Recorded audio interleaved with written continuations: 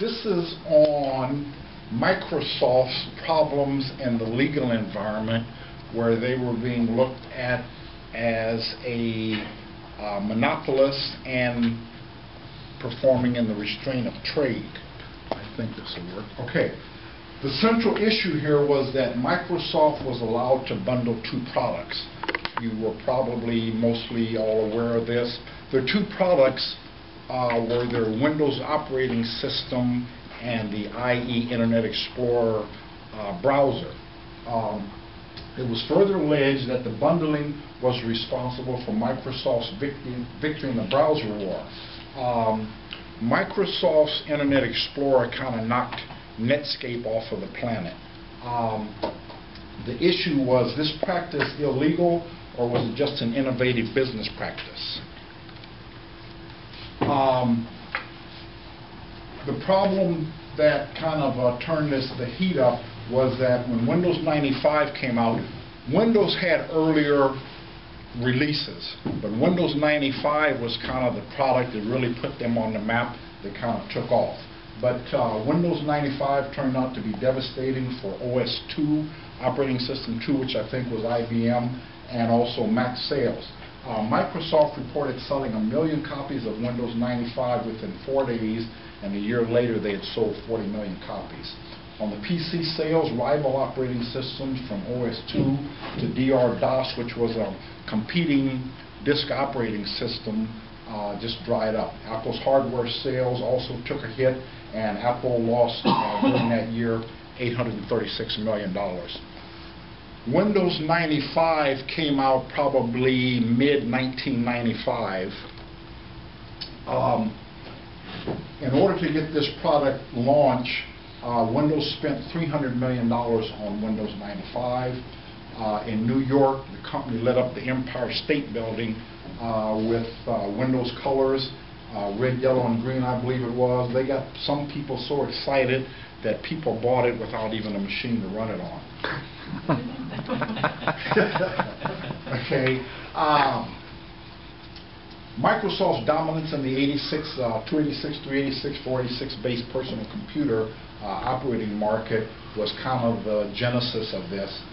Microsoft was accused of monopolization and attempted monopolization, which I didn't understand why one of them wasn't good enough.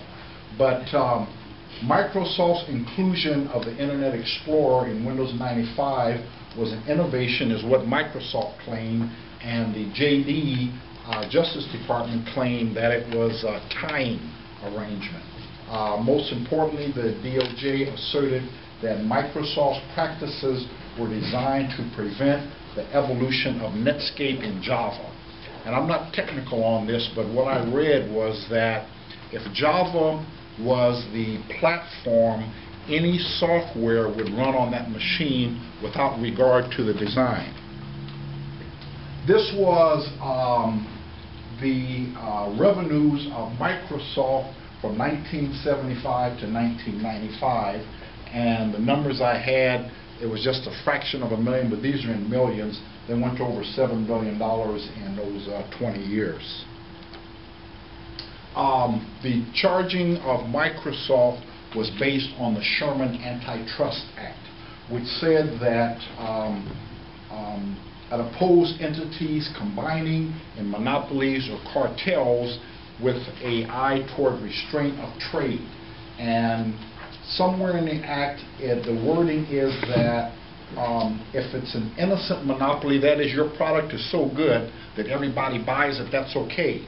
But if the monopolist acts to restrain trade or to artificially preserve his status, then the act is illegal, which is a sick bird. Illegal, get it? Illegal, get it? No? Okay, all right. The alternative view was held by Becker, one of the gentlemen we read, Gary Becker. He suggests that a rapid turnover of monopolies in dynamic industries such as computing is okay, and that you can expect this. But the traditional view of monopolies is out of place, he feels, but it should be looked at on how soon they are likely to be replaced with other superior technology. Friedman was at a conference of the Cato Institute and talked about this specific case, and his feelings was that he saw, instead of promoting competition, this is what he felt about the antitrust laws. Tended to do exactly the opposite, because they tended, like so many other government activities, to be taken over by the people they were supposed to regulate and control. I have gradually come to the conclusion that antitrust laws do far more harm than good.